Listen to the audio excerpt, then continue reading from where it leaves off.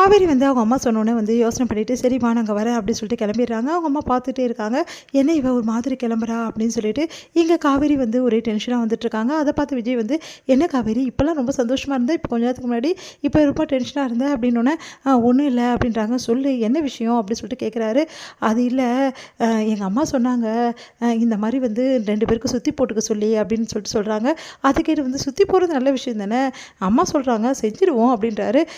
செய்கிறத பற்றி ஒன்றும் இல்லை, அவங்களுக்கு தெரியாதுல்ல, இன்னும் கொஞ்ச நாள் தான் நான் அந்த வீட்டில் இருக்க போகிறேன்னு சொல்லிட்டு அவங்க என்னமோ நம்ம மேலே கண்ணு படுன்னு சொல்லிட்டு இருக்காங்க அப்படின்னு சொன்னோன்னே விஜய் வந்து அப்படியே பார்க்குறாரு. காவேரி சொன்னது ஏன் காவேரி இப்படிலாம் பேசுகிற, வேறு என்ன பேச சொல்கிறது, எங்கள் அம்மாவுக்கு எங்கள் வீட்டில் உள்ளவங்க எல்லாம் சந்தோஷமாக இருக்காங்க, அதுவும் உங்கள் கூட இருக்கும்போது அவ்வளோ சந்தோஷமாக இருக்காங்க, அது எல்லாம் நிரந்தரம் இல்லைன்னு அவங்களுக்கு தெரியாதுல்ல அப்படின்னு சொல்லிட்டு போகிறாங்க. அதை கேட்டு விஜய் மனசு உடையிறாரு. அப்படியே பார்த்துட்டு மனசு கஷ்டப்பட்டு அப்படியே யோசனை பண்ணிகிட்டே இருக்காரு.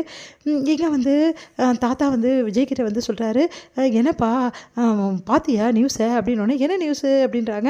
என்னப்பா நீ எவ்வளோ சூப்பராக இருக்க பாரு, எனக்கு பார்த்தோன்னா அப்படியே சந்தோஷம் தாங்கவே முடியல அப்படின்னு சொல்லிட்டு ஓடி வந்து பேப்பரை கொடுக்குறாரு.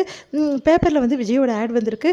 அதை பார்த்துட்டு விஜய் வந்து நல்லா இருக்குல்ல தாத்தா அப்படின்னோடனே என்னப்பா இதுக்கும் ஏதோ பிரச்சனை பண்ண போகிறேன், இல்லை தாத்தா இது என்கிட்ட கேட்டு தான் அவள் செஞ்சா, ஆனால் பேப்பரில் ஆட் கொடுப்பான்னு நான் எதிர்பார்க்கல, என்ன பண்ண போகிறான்னு தெரியல, ஆனால் என்னை கேட்டு தான் ஃபோட்டோ ஷூட்லாம் பண்ணா, எனக்கும் தெரியும் இந்த மாதிரி பண்ண போகிறான்னு சொல்லிட்டு அப்படின்னோடனே அப்பா இப்போ தான்ப்பா நிம்மதியாக இருக்குது, எங்கே உனக்கு தெரியாதுன்னு சொல்லிட்டு பிரச்சனை பண்ண போறியோன்னு சொல்லிட்டு பேப்பரை காட்டவே பயந்து நின்றேன், அதுக்கப்புறம் சரி காட்டி தான் பார்ப்போன்னு தான் காட்டினேன், எப்படி இருக்க சூப்பராக இருக்கா என் பேரை அப்படின்னு சொல்லிட்டு சந்தோஷப்பட்டுருக்காங்க.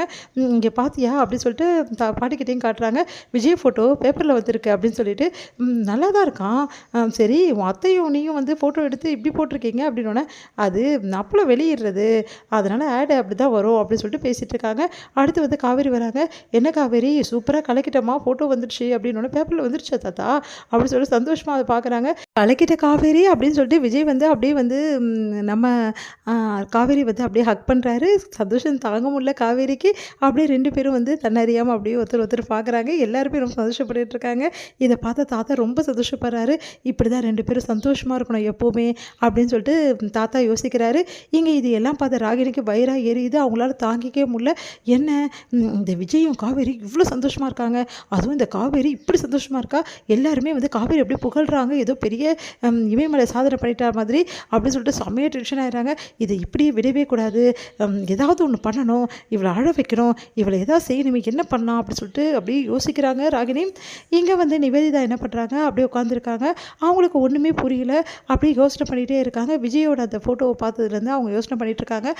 அங்கே இருக்கிறவங்கெல்லாம் வந்து இந்த நிவேதிதாவோட வந்து போக்கில் ஏதோ மாற்றம் தெரியுது இல்லைக்கா அப்படின்னு சொல்லிட்டு கூட இருக்கவங்களாம் பற்றி பேசிகிட்டு இருக்காங்க. எனக்கு ஒன்றும் தெரியலன்னு ஒரு அக்கா சொல்கிறாங்க. இன்னொருத்தவங்க சொல்கிறாங்க இல்லை ஏதோ மாற்றம் தெரியுது, அவள் பாரு எதோ யோசனை பண்ணிகிட்டு இருக்கா, முன்னாடிலாம் ஒரு மாதிரி ரோபோ மாதிரி இருப்பா, ஆனால் இப்போ வேறு மாதிரி இருக்கா அப்படின்னோடனே நிவேதா வந்து பார்க்குறாங்க. பார்த்தா அங்கே வந்து ஒரு பேப்பர் இருக்குது. அந்த பேப்பரில் வந்து விஜயோட ஃபோட்டோ வந்து தெரிகிற மாதிரி இருக்குது. உடனே ஓடி போகிறாங்க, அந்த ஃபோட்டோவை எடுக்கிறாங்க. பார்த்து அதிர்ச்சி அடைகிறாங்க. அப்படியே பார்த்து படித்து ரொம்ப அதிர்ச்சி அடைகிறாங்க. எல்லோரும் வராங்க. என்னாச்சுமா அப்படின்னோடனே இது விஜய் அப்படி சொல்கிறாங்க. விஜயா அப்படி இந்த தம்பி உனக்கு தெரியுமாம்மா அப்படி சொல்லிட்டு பார்க்குறாங்க. அப்போது இந்த தம்பியை இந்த பொண்ணுக்கு தெரியும் போட்டிருக்கு.